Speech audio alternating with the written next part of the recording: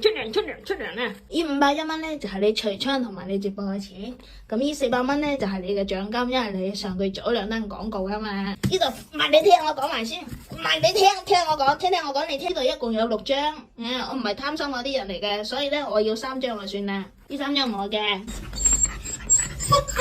冇收埋先，嗱，唔得食教棍噶，唔准收埋先。咁你不嬲都要交家用噶嘛，200蚊家用，你自己都好自覺啦，一啲都唔反抗啦。咁啊，5日嗰陣時咧，請咗個阿姨抹玻璃啦。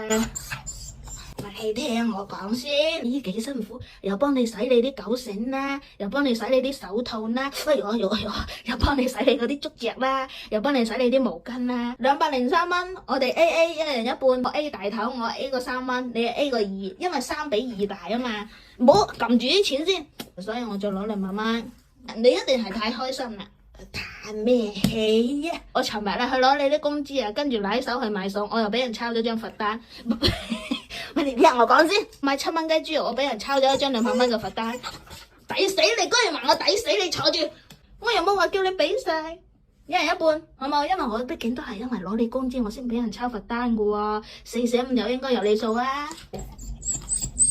所以你幫我100蚊罰單，你班 friend 話你上個月啊賺得個36蚊工資啊，話你炒我做雞啊，即係咁講嘢啫，揾到錢啊點會少你嗰份嘅事實？嗱，獎勵條腸仔過嚟，即係客氣，即係唔係嗰啲咁嘅人啊嘛，係咪好開心？有冇好開心先？係佢哋努力啲啊，知唔知？哎呀，佢哋退休又近咗一步嘅事實。